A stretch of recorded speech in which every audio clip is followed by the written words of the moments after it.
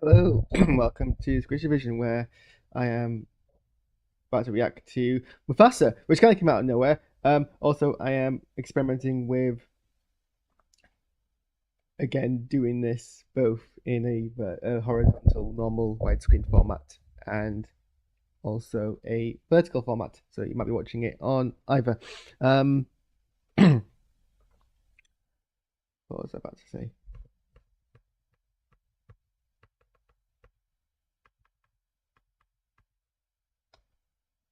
So yeah, this film kind of came out of nowhere. I didn't even know they were making it. Maybe I did, and I kind of forgot.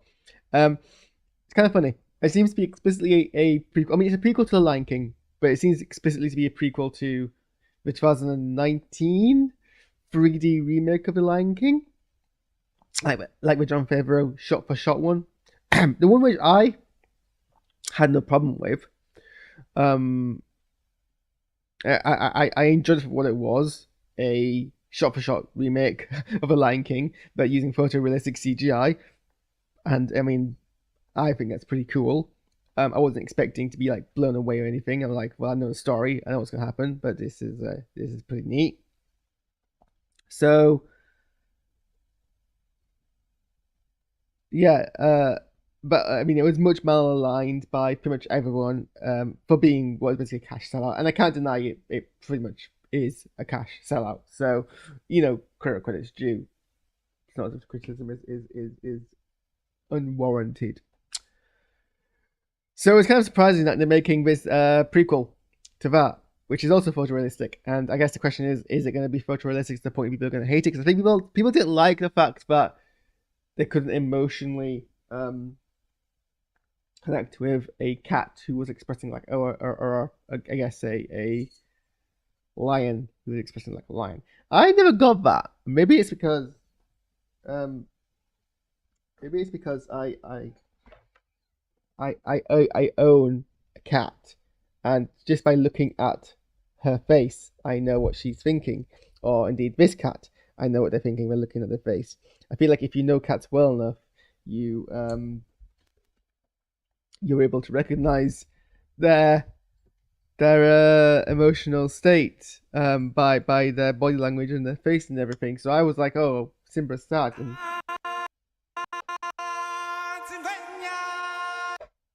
Lily just stepped on my pedal and started playing the trailer. I think she doesn't want me to talk about her anymore, which is fair enough. I didn't have that issue, but those people did. I actually don't want them to go back on that. I don't want them to go back and have a very overly motive, photorealistic lion. I think that would actually take me out of it. Why is this complaining about my keyframe frequency is more than 4?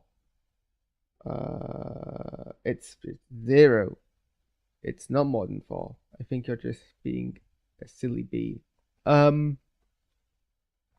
So yeah, we'll give this trailer a watch and see what we think. And then I need to have breakfast. I need to react to Tales of the Empire. And then I need to do some flight sim because I promised I was doing some flight sim today. Before sunset. And I've realised it's now almost 1 o'clock. But to be fair, I was asleep because I was exhausted. Anyway, let's give us a gander, shall we? Oh, now you don't play.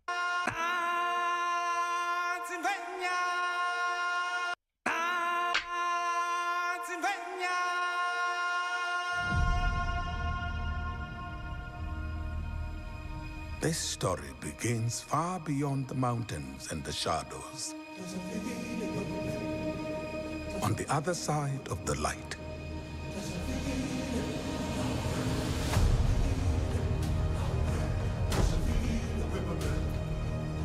A lion was born without a drop of nobility in his blood. A lion who would change our lives forever. MUFASA.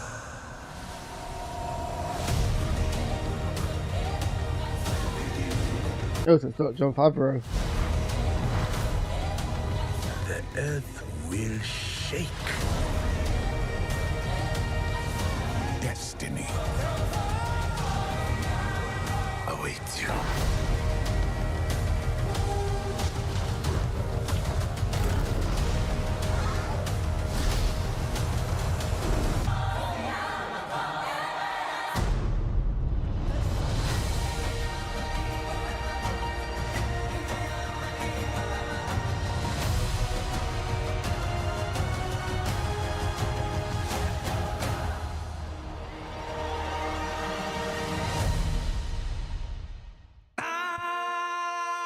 Mm. The animals do seem a bit more emotive, so maybe they have done that. Oh my god, can you cats like just chill for like 5 minutes? Kind of get the stuff, can you?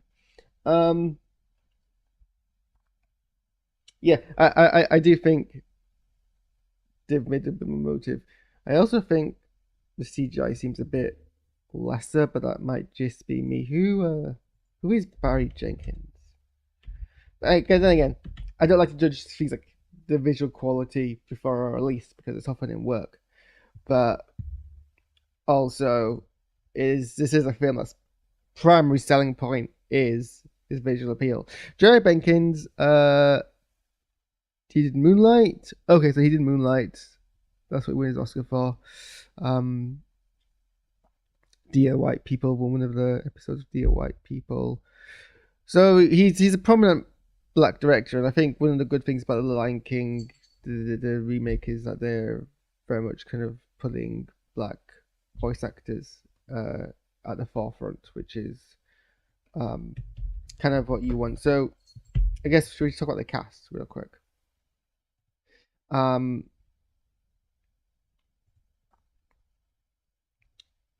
So you've got English actor Aaron Pierre as a younger MUFASA. He's relatively green. He is 29 years. He's the same age as me, Moral. Well, he'll be 13 June. He's a year older than me. This is his fourth film. He's in a bunch of TV in various kind of roles. Relatively new actor. You got Kelvin Harrison Jr. as Scar.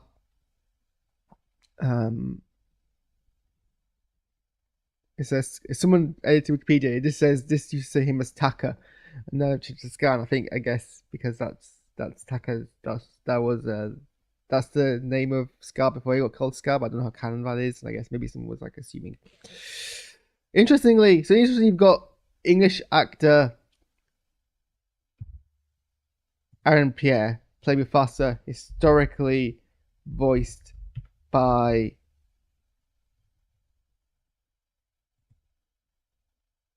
I'm blanking on the name. James Earl Jones, who is an American actor. And then you have Scar, historically voiced by British actor Jeremy Irons.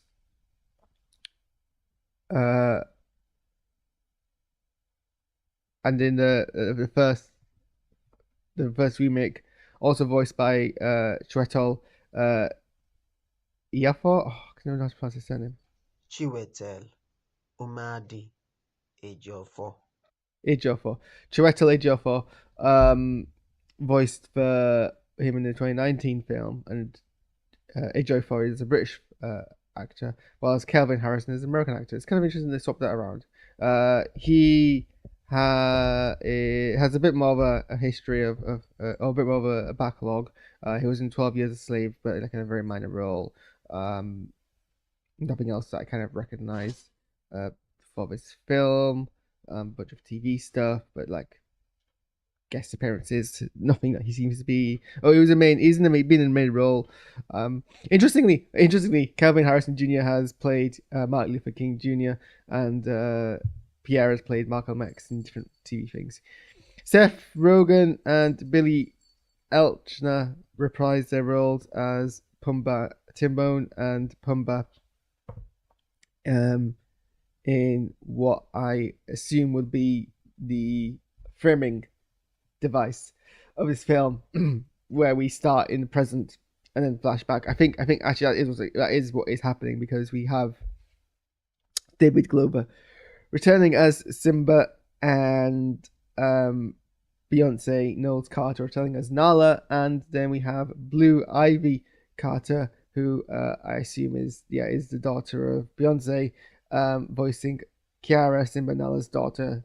So I assume there's a filming device where Kiara's like, tell us the history of your granddad before you were even born, and they're like, well, we can't tell you that, and then they assume they turn to John Canny as Rafiki, and he's like, yeah, I'll tell you how I met your father, and then he will then be voiced by Kagezo Lajija,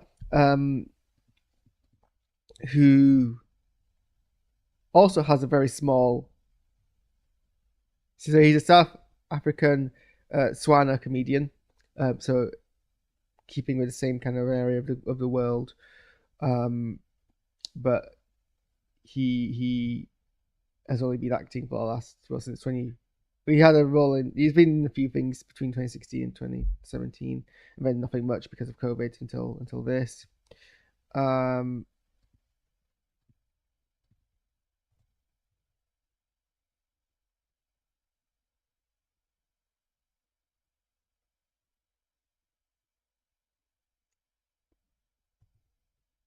Tiffany Boone takes over as Sarabi, from Alfred Woodard. So presumably we don't see a modern day Sarabi, and Tiffany Boone has a very also another small. She was in Once Upon a Time, nothing in a bit role, nothing else in a smaller role as young Ursula, nothing else that I kind of recognise her from. Preston Nyman is playing Zazu, taking over from what's his name?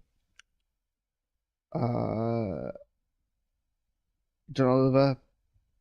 Preston Newman is new enough to acting that he hasn't got a Wikipedia article, so don't know what he's been. He's an English actor, so at least let's stick with that. But he doesn't even have anything on IMDb. Oh, hang on, wait, no, I lie. I was on the wrong page. He has a very small kind of credit list. He's been in a bunch of like British TV. Miles Mickelson is playing Kairos, who I assume is a new character and probably the antagonist of this film. Fandy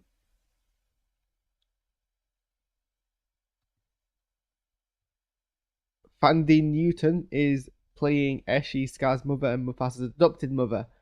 So this film is, and I don't know if animated Lion King canon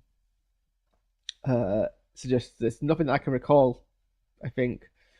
So this implies that Mufasa is an orphan and Scar isn't his biological brother, which I don't think has been an element of previous versions of this canon.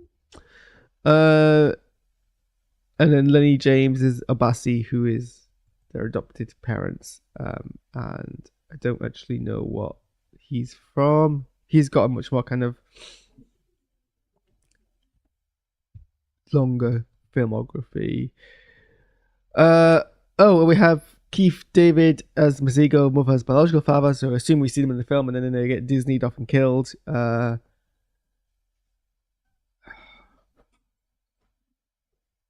And same with his mother, Annika Noni Rose as Afia, who previously voiced Tiana in Princess and the Frog, which I haven't seen.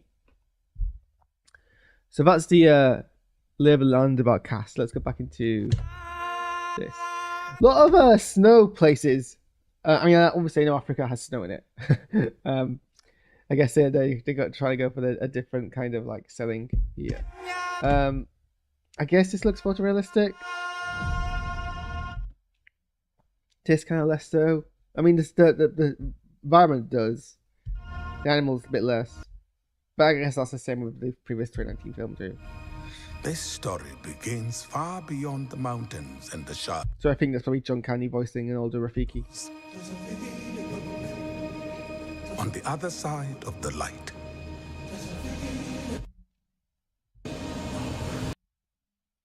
I'm so used to the cartoony way that Rafiki peers that I can't actually tell which one of these is meant to be Rafiki. War River. And here we go back to like, I mean, I don't recognize Pride Rock, but we go back to that kind of area.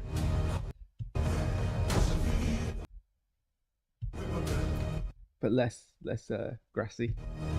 A lion was born without a drop of nobility in his blood. Okay, so that's interesting. So are we suggesting that Scar's family is noble?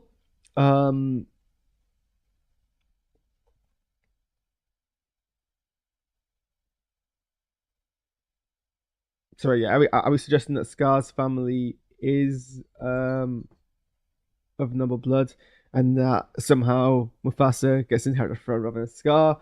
That would explain the conflict, but it kind of, that for me doesn't interest me as a conflict, because like, it's like it makes it not that Scar will be justified in any setting to kill his brother, but I feel like if you add a tragic reasoning to humanize Scar, rather than this being like he grew bitter of not being in charge, felt he could do better, and decided to like do what he did, I think has a bit more. It's more Shakespearean. Whereas here it's like, I mean, they're lions. Of course, he's gonna be afraid by his outsider. I don't really like that. I mean, we'll see how they execute it. I'm not particularly fond of that as a kind of concept. This seems a bit emotive for me. This seems like the reactionary kind of move to make the Lion King, to make the animals a bit more relatable. But it's also a distorted face in a distorted face in a droplet. So maybe I am just being pedantic and nitpicky. A lion who would change our lives forever. This shot here looks fairly photorealistic, and it kind of loses it around here.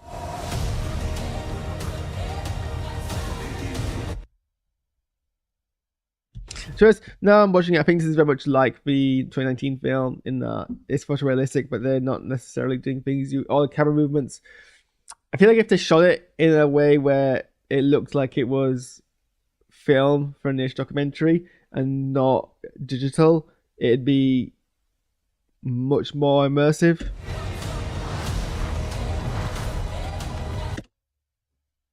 Were there many crocodiles in the original Lion King? And I guess this is like, hey, we're going to allude to the wilderbeast stampede, but now it's small elephants. What river? Earth will shake.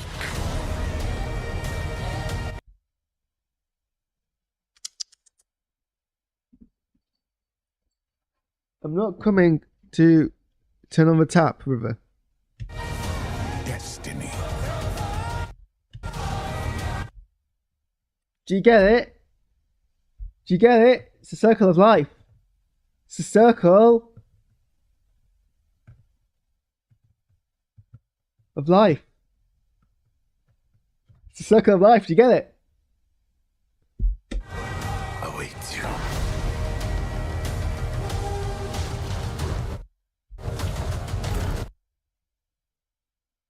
So I wonder how kind of like, is it going to be like a Lion King-esque kind of time jump where we see Mufasa as a baby and then as he gradually grows? I assume so, because they're casting relatively like adult actors in the voice roles. So there might be like a baby version of these characters who we see in a very kind of minor way. So this is interesting because this is obviously Timon and Pumbaa, but I assume this is not in the flashback sequence. But it seems pretty like action paced to be in the main narrative of the show, of the film. I don't know. I can't obviously tell these lines apart, which is, I guess, part of the issue here. But then does that suggest that Timon and Pumbaa had a role to play in Mufasa's life? Because that kind of goes against what they seem to be pretty new to the whole game when we see them, but it might be really retrospectively involved, so who knows? I mean,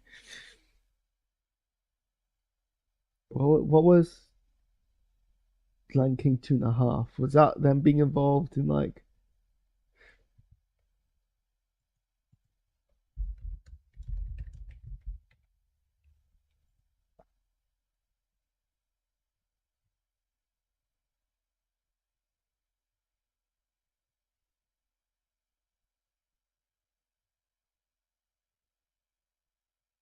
Okay, well, okay.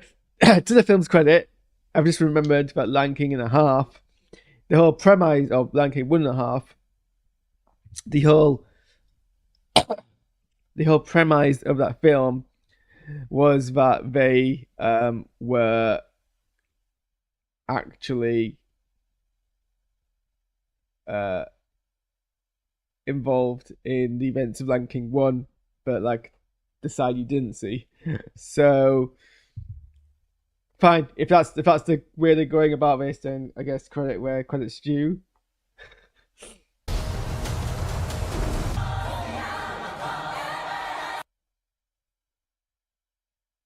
Like, this is a weird shot. It's just the nature of enough motion in the cat's face and the focal difference between the lion and the background. It doesn't make it just makes it makes it a composite that looks composite-y, but to be fair, you can do real shots real life and the composites look composite-y. So